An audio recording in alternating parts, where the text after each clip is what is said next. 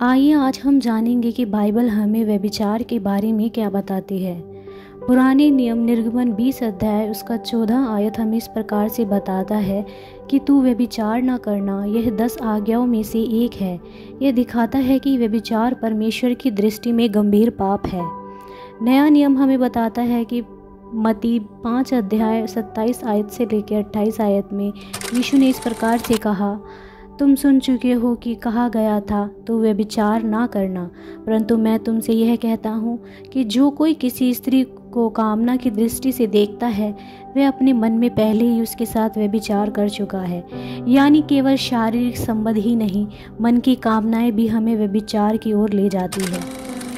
यूहन्ना 8 अध्याय उसका 1 आयत से 11 आयत तक इस प्रकार से है कि जब व्यभिचार में पकड़ी गई स्त्री को यीशु के पास लाया गया तो उन्होंने उसे दया दिखाई, लेकिन यह भी कहा, जा और अब से पाप मत करना। पाप का त्याग आवश्यक है लेकिन क्षमा देने वाला है। संसारिक जीवन में व्यभिचार के परिणाम क्या हो सकते हैं, आइए हम जानते हैं। व्यक्तिगत जीवन में गिल्ट और शर्म, मानसिक तनाव और अपराध बोध, रिश्तों में दरार हो सकती है, विवाह और परिवार में संबंध टूट सकते हैं, लोग हमारे साथ विश्वासघात कर सकते हैं, साथी का भरोसा टूट जाता है, कई देशों में यह तलाक का कारण बन सकता है। सामाजिक दृष्टिकोण से समाज में सम्मान और प्रतिष्ठा पर असर, बच्चों पर मानसिक प्रभाव पड़ सकता है, विवाह संस्था की पवित्रता पर चोट आ सकती है। बाइबल में समाधान और आशाओं के बारे में बहुत सारे हमें वचन दिए गए हैं। पहला यूहन्ना 1 अध्याय 9 आयत में इस प्रकार से लिखा है, यदि हम अपने पापों को मान ले तो वह विश्वास योग्य और धर्मी है, जो हमारे पापों को क्षमा करे और हमें सब अधर्म से शुद्ध करे।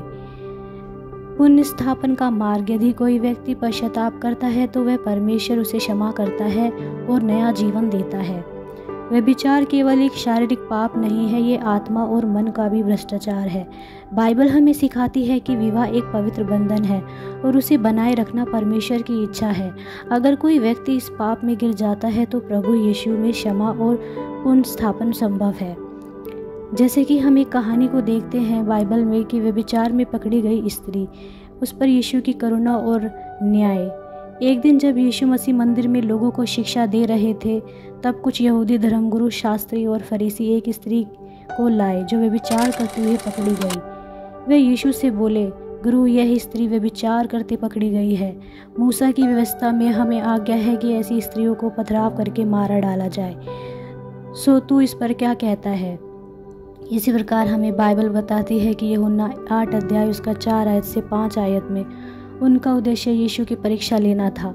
यीशु कुछ देर तक झुककर जमीन पर उंगली से कुछ लिखते रहे और फिर बोले, तुम में से जो कोई निष्पाप हो वह इस स्त्री पर पहला पत्थर फेंके।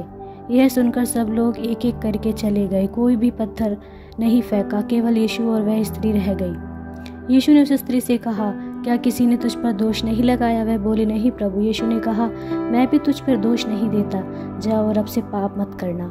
इस कहानी से हमें यह सीखने को मिलता है कि पाप से घृणा करो, पापी से नहीं। यीशु ने स्त्री को दंड नहीं दिया बल्कि दया दिखाई। पश्चाताप के लिए अवसर है, यीशु ने उसे एक नई शुरुआत दी। हम सभी पापी हैं, कोई भी व्यक्ति यह दावा नहीं कर सकता कि हम पूर्णतः निर्दोष हैं। आइए हम एक कहानी के माध्यम से जानते हैं कि व्यभिचार क्या है और हमें इससे कैसे बच सकते हैं। हम एक कहानी को देखेंगे। एक लड़की का नाम शांतिका था। वह एक पत्नी थी और उससे एक गलती हुई थी। शांतिका एक साधारण गृहिणी थी जिसकी शादी को 10 साल हो चुके थे। उसका पति राहुल एक निजी कंपनी में नौकरी करता था। दोनों का एक प्यारा बेटा भी था। कुछ समय बाद राहुल की व्यवस्था बिगड़ती गई। काम और थकावट के कारण वह शांतिका को समय नहीं दे पाता था।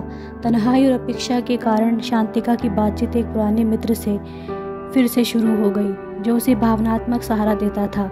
धीरे धीरे यह रिश्ता गलत दिशा में बढ़ा और विचार में बदल गया। लेकिन बहुत जल्द शांतिका को अंदर से गलनी होने लगी और उसे अपने बेटे की आंखों में मासूमियत और पति की परिश्रम भरी आंखों में प्रेम दिखने लगा। एक दिन उसने हिम्मत करके अपने पाप को स्वीकार कर लिया और राहुल के सामने सब कुछ सच सच कह दिया। राहुल टूट गया। यह उसके लिए बहुत बड़ा आघात था, पर उसने गुस्से और बदले के बजाय मौन चुना। वह कुछ दिन घर से दूर रहा और फिर उसने एक रात बाइबल पढ़ते हुए यह वचन पाया, यदि तुम दूसरों के अपराधों को क्षमा करोगे तो तुम्हारा स्वर्गीय पिता भी तुम्हें क्षमा करेगा। उसने अपने घाव को क्षमा में बदलने का निर्णय लिया और राहुल घर लौटा और शांतिका से कहा, मैं नहीं जानता कि क्या मैं सब भूल पाऊंगा, लेकिन मैं मसीह के प्रेम से तुझे क्षमा करता हूँ। हम फिर से शुरू करेंगे, बेटे के लिए, हमारे लिए और हम परमेश्वर के लिए। इस कहानी से क्या सीख मिलती है? व्यभिचार रिश्तों को तोड़ सकता है, लेकिन पश्चाताप और क्षमा रिश्तों को फिर से जोड़ सकती है। सच्चा प्रेम और विश्वास कठिन समय में भी डगमगाता नहीं। ईश्वर की शक्ति से क्षमा और पुनः स्थापना संभव है। हमें सिर्फ व्यभिचार से खुदा ही बचा सकता है, क्योंकि उसने हमें हमारे पापों को क्षमा करने का अधिकार दिया है, ताकि हम दूसरे लोगों को भी अपराधों को क्षमा करें।